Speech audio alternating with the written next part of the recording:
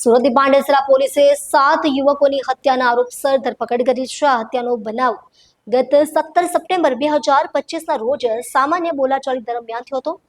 હાલ પોલીસે આરોપીની વધુ પૂછતાછ હાથ ધરી છે. મળતી માહિતી મુજબ બનાવ પાંડેસરા તિરુપતિ સર્કલ પાસે બન્યો હતો, જ્યાં એક મિત્રના જન્મદિવસની પાર્ટી માટે સાથે આવેલા 7 મિત્રો વચ્ચે ઝઘડો શરૂ થયો હતો. પોલીસ મુજબ આ ઝઘડો હોટલના રૂમ અને માત્ર 50 રૂપિયાની રકમને લઈને શરૂ થયો હતો અને આ ઝઘડો હિંસક બન્યો અને તેમાં એક વ્યક્તિ મૃત્યુ સુધી પહોંચ્યો હતો. ઘટનાની તપાસ બાદ પોલીસે 7 આરોપીઓની ધરપકડ કરી કાર્યવાહી હાથ ધરી છે. આ બનાવથી સ્થાનિક વિસ્તારમાં સનસનાટી ફેલાઈ છે. આરોપીઓ સામે હત્યા સહિતની જરૂરી કાનૂની કાર્યવાહી કરવામાં આવી રહી છે.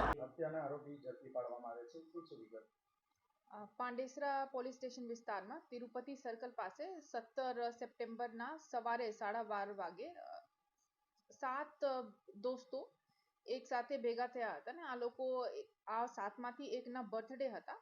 તો આ માટે પાર્ટી કરવા માટે એક હોટેલના રૂમ બાબતે આ લોકોની કઈ માથાકૂટ થઈ હતી કે અમને તમે 50 રૂપિયા આપી છે તો 50 પરત કરો. આ બાબતની લડાઈમાં આપસમાં એકને બીજાના મર્ડર કરી નાખ્યા અને બીજાને પણ ચોટ લાગી છે. તો આ બાબતની ગુના પાંડેસરા પોલીસ સ્ટેશનમાં દાખલ કરી છે.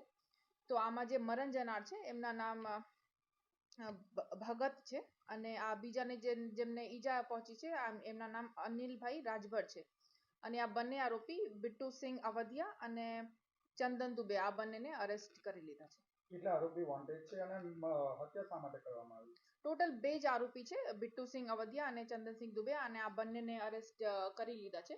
અને જેમ કે હું કહ્યું, આ લડાઈ બેસિકલી 50 રૂપિયા એક અનિલ રાજભરને બિટ્ટુને આપી હતી અને આ પૈસા પરત માંગતા આ બાબતની લડાઈ હતી. અને આ જે મરણ જનાર છે ભગતભાઈ, એક વાઇપરની લકડી ઉઠાઈને બિટ્ટુને મારતા હતા અને ત્યારે ચંદન દુબે અનિલભાઈને પકડીને રાખ્યા હતા. તો આ બિટ્ટુ ઉશ્કેરાઈને ચાકુ ભગતને મારી નાખ્યા હતા અને ભગતની મોત થઈ ગઈ અને અનિલને પણ ઈજા પહોંચી. આ ચાકુ ક્યાંથી લાવેલું? ચાકુ એમની પાસે જ હતા. મેમ, બર્થડે ક્યારે હતું, કોનું હતું અને કઈ રીતે આ સામાન્ય બાબતમાં વધારે બોલાચાલી થઈ અને બંને જણા શું કરે? બિટ્ટુના બર્થડે હતા અને આજ 16/9/25 ના રોજના બર્થડે હતા અને ઝઘડા બસ કે પાર્ટીમાં આ 50 રૂપિયા એમને આપી હતી અને પરત નહીં કરતા હતા. આ બાબતની જ નાની લડાઈમાં કૃત્ય થઈ ગયું.